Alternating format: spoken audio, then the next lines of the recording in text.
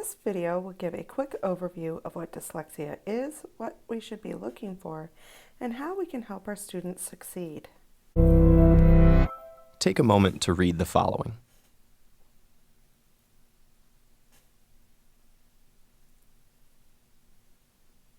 How was that? Frustrating? Slow? What were those sentences about?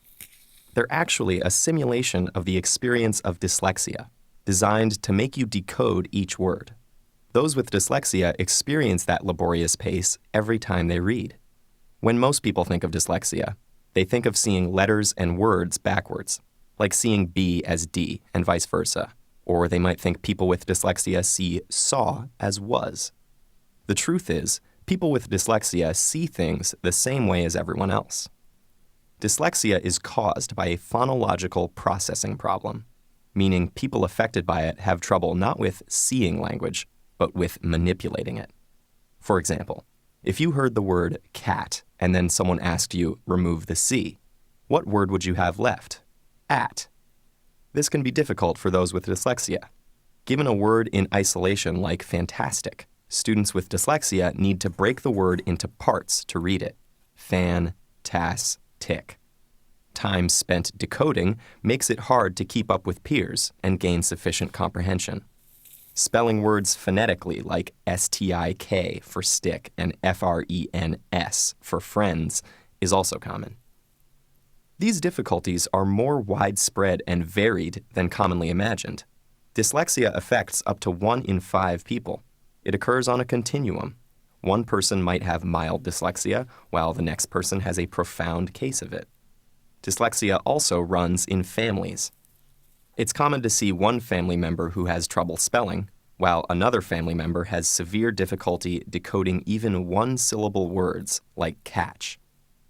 The continuum and distribution of dyslexia suggest a broader principle to bear in mind as we look at how the brains of those with dyslexia process language. Neurodiversity is the idea that because all our brains show differences in structure and function, we shouldn't be so quick to label every deviation from the norm as a pathological disorder, or dismiss people living with these variations as defective. People with neurobiological variations like dyslexia, including such creative and inventive individuals as Picasso, Muhammad Ali, Whoopi Goldberg, Steven Spielberg, and Cher, clearly have every capacity to be brilliant and successful in life. So here's the special way the brains of those with dyslexia work. The brain is divided into 2 hemispheres. The left hemisphere is generally in charge of language and ultimately reading, while the right typically handles spatial activities. fMRI studies have found that the brains of those with dyslexia rely more on the right hemisphere and frontal lobe than the brains of those without it. This means when they read a word, it takes a longer trip through their brain and can get delayed in the frontal lobe.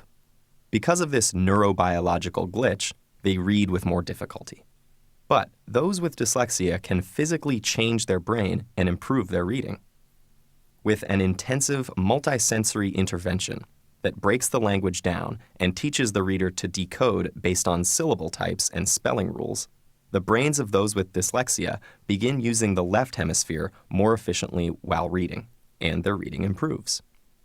The intervention works because it locates dyslexia appropriately, as a functional variation in the brain, which naturally shows all sorts of variations from one person to another. Neurodiversity emphasizes this spectrum of brain function in all humans, and suggests that to better understand the perspectives of those around us, we should try to not only see the world through their eyes, but understand it through their brains.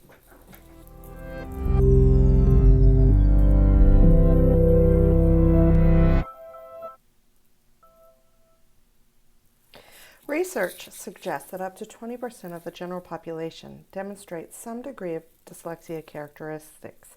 However, it's important to note that not all students who demonstrate characteristics of dyslexia will qualify for services through an IEP. So if up to 20% of the general population demonstrates some degree of dyslexia, what does that mean for Elkhart? Well, that would mean that 2,405 students in Elkhart have dyslexia. That would be 839 high school students, 338 middle school students, and 1,227 elementary school students. So what should I be looking for as a teacher? What are the characteristics of dyslexia?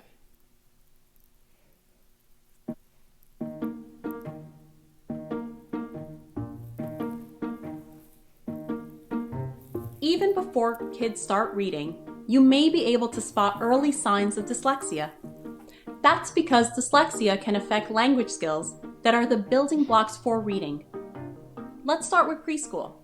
Signs of dyslexia in this age group include mispronouncing words, like saying Betty tear instead of teddy bear, struggling to name familiar objects and using general words, like thing and stuff instead, having trouble learning nursery rhymes or song lyrics that rhyme, having trouble remembering sequences, like singing the letters of the alphabet, telling stories that are hard to follow, or having trouble talking about an event in a logical order, and having difficulty remembering and following directions with multiple steps.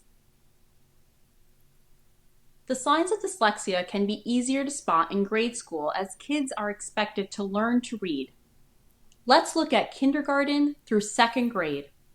Signs of dyslexia in this age group include having trouble learning letter names and remembering the sounds they make, like K makes K and T says T, confusing letters that look similar, like B and D, or letters that sound similar, like F and V, struggling to read familiar words, like cat, especially if there aren't pictures, substituting words when reading aloud, like saying house when the story says home, having trouble separating the individual sounds in words, like separating the three sounds in sit, s, I, t, having trouble blending sounds to make a word, like blending s, I, t into sit, and also struggling to remember how words are spelled and how to apply spelling rules when writing. As kids move into the later years of grade school, they're expected to read and write more. This can be very challenging for kids with dyslexia. Let's look at grades 3 to 5. Signs of dyslexia for this age group include confusing or skipping small words, like for and of, when reading aloud, having trouble sounding out new words, having trouble quickly recognizing common words, called sight words, struggling to explain what happened in a story or answer questions about key details, frequently making the same kinds of mistakes, like reversing the letters such as writing B when you meant D or writing M when you meant W, having poor spelling, like spelling the same word correctly and incorrectly in the same exercise, and avoiding reading whenever possible or getting frustrated or upset when reading. In middle school and beyond, the signs tend to look the same for these older age groups.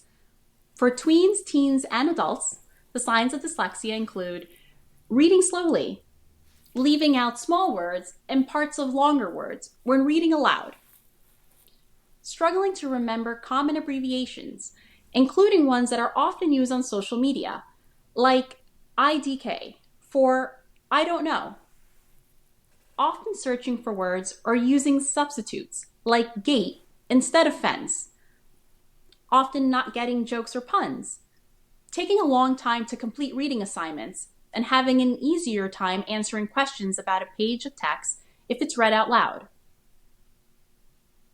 Having these kinds of challenges can be tough on kids and adults. They may think they're not smart enough because they're struggling when most people aren't. But trouble with reading doesn't mean someone isn't smart. That's one of the many myths about dyslexia. Struggling readers often feel like they're the only one having difficulties with these skills. But dyslexia is a very common learning difference, and many kids and adults need extra help learning to read. The good news is, there are successful ways to teach struggling readers, and skills can improve. So what is the social emotional impact on students who have dyslexia? Students with dyslexia often display signs of anxiety and can also have comorbid conditions such as attention deficit disorder. This next video is of students who describe what it feels like to have dyslexia.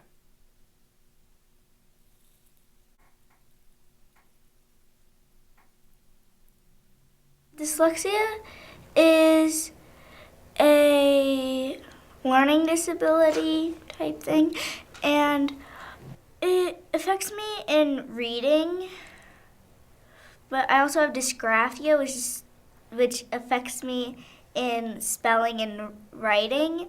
One thing that I have trouble with is I can't read my writing, so when my teacher asked me to read out loud my writing, I can't because I can't read my writing.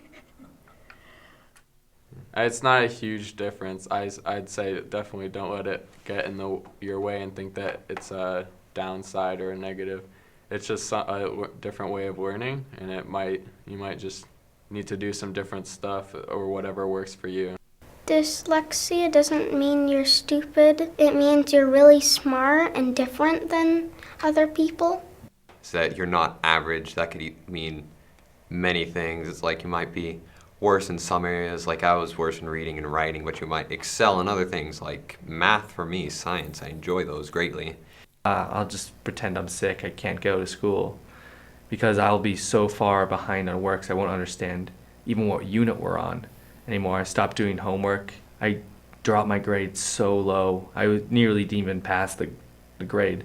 When I was younger, I was reading way below grade level, and it was really hard. I'm really good at comprehending what the story is trying to say, but actually reading through all of the words was really hard. So I got over that, and now I'm reading above grade level, but still. When somebody makes fun of me, I tell them I just have a different way of thinking, a different way of doing stuff. The lowest moment I ever had in school was probably in second grade, and none of my papers were hung up in the hallway, and on Fridays we would always get an extra recess, and I never got to go out for that. I always had to sit on the wall and do my homework because I needed extra help and I didn't get it, and I just couldn't get it. I tried very hard, but I couldn't get it. I didn't get the same possibilities that everybody else did. They never saw what I wrote. They never understood it. So it didn't really mean anything. Homework is an experience. It usually takes me 5 or 6 hours to do not all of my homework. I can get 3 assignments done maybe, and it hurts my mind, and sometimes if I have lots to do, I even wake up early and do more homework. We would have these coded books on which color you were, and of course, me being a dyslexic, I was in the lowest color. You kind of feel alone at the very beginning. So how can teachers help? A structured literacy approach can help all students learn to read, but it is crucial for students who have dyslexia. Structured literacy refers to both what we are teaching and how to teach it.